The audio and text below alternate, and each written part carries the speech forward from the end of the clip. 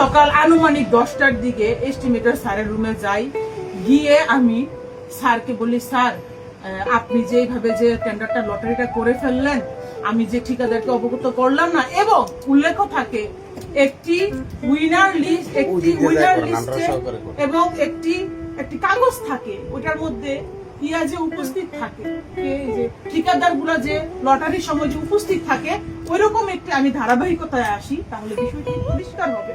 আমার কষ্ট হইতেছে কথা বলতে, আমি আমার চাকরির মনে হইতেছে আমার চাকরিটা যাইব, আমি এত বিস্তারিত কইতেছি, মনে হয় চাকরিটা যাইব।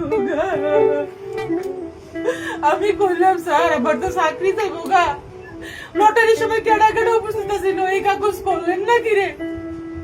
আমি এই কথা কইয়া এস্টিমেটর টিপু স্যারের রুমেতে বাইরে আইছি, পরে খুব দূর পরে আমার এক্সিডেন্ট স্যারে ডাইছে, মনে হয় এমরান্ডে দিয়া 900 প্রহরী এমরান্ডে দিয়া মনে ডাহাইছে। আমি গেলাম, আমি যাইয়া দেখি রুমটার ভিতরে কমপক্ষে 60টা বেড়া বয়ে রইছে। আমি যাই সেরে এমনি দাঁড়াইছি, সবাই বয়ে রইছে, ইহানো অ্যাকাউন্টেন্টও আসিল রাসেল, আমার যতটুকু মনে পড়তেছে অ্যাকাউন্টেন্ট রাসেল আসিল, নির্বাহী প্রকৌশলী স্যার আসিল, আসগর আলী স্যার আসিল, তারপরে আর কেটা টিপু স্যার ছিল, এক্সিএন স্যারের সাথে পাশে বসা এক্সিএন স্যার ছিল, তারপরে অ্যাকাউন্টেন্ট সাহেব বসা ছিল, উনি আর আমি সেম ডেজিগনেশনের। আমি গেছি কথা বলতে, উনি বসা, আমি দাঁড়াই রয়েছি। তারপর আমি যাওয়ার পরে কই, কি ফাঁকনামি করো, আমার উপরে দিয়া কথা কও, তোমার এই চার্জ করার ক্ষমতা কে দিছে? তুমি যে টিপু স্যারকে যে চার্জ করলা যে আমাকে উইনার লিস্ট দেন, আমি জীবনও উইনার লিস্ট চাইছি। হ্যাঁ আমি বলতাছি, আইতাছি, হ্যাঁ আমারে কয়, সুন্দরী তুমি ইয়া আমার এক্সচেঞ্জ স্যারে ভাই আবুল খায়ের বললে কি, সুন্দরী তুমি প্রশাসনিক ব্যবস্থা শিখাইতে আসছো আমাকে, আমি এত জায়গা চাকরি করতে আসছি, তুমি আমাকে প্রশাসনিক ব্যবস্থা শিখাইতে আসছো?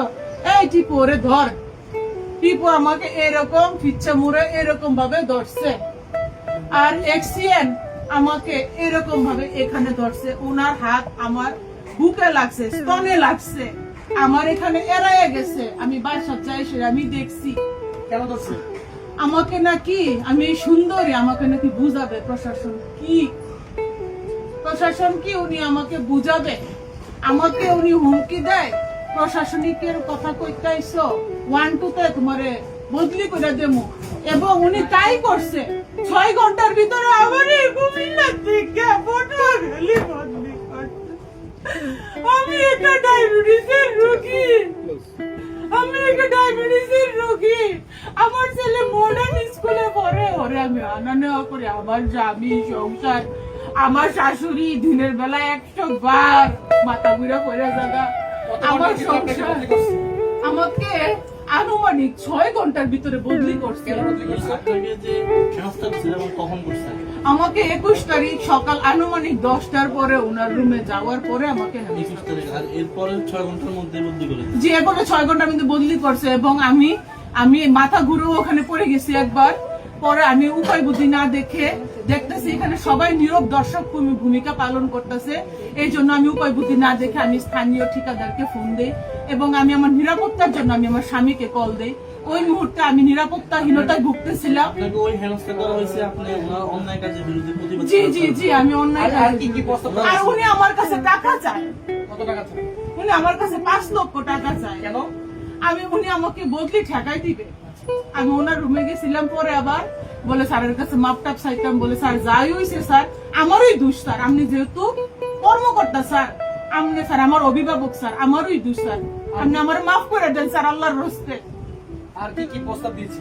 এরপরে আমি কি করছি জানেননি, আমার জামাই রেলওয়ে ঢুকছিলাম তো স্যার, শুনেন না, আমার জামাই রেলওয়ে ঢুকছিলাম তো, পরে আমি ইয়া করছি, কিন্তু আমার জামাই রেখেছে গো, তুমি এটা কিন্তু ভিডিও করো, এমনি আর লক করুন বাবা দেখা জানা।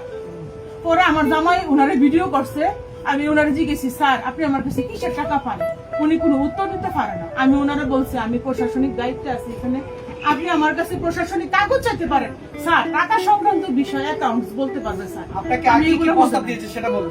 আমাকে প্রথমত বিগত কয়েক মাস যাবত আমাকে মৌখিকভাবে সরাসরি কানে কানে আমাকে আস্তে আস্তে আমাকে বলা হয়েছে যে তুমি উপরে না, নেমে আমাদের আসো। ভিডিও করে, তারা সমস্যা নেই, দূরে গিয়ে করে। অনৈতিকভাবে তারা উপরে বসবাস করে। আপনারা কিন্তু একটু দয়া করে উপরে যাইয়েন, আলামত সংগ্রহ করেন। উপরে যে মানুষ থাকে কাপড় চুপড় সব আপনারা আলামত ইয়া করেন। তো এই অনৈতিক প্রস্তাব দিতেছে। এরপরে আমি দাপ্তরিক বিষয়ে খুবই সতর্ক, আমি কর্তব্য পালন করি এবং আমি অনৈতিক প্রশাসনিক কিছু হইতে আমি রাজি না।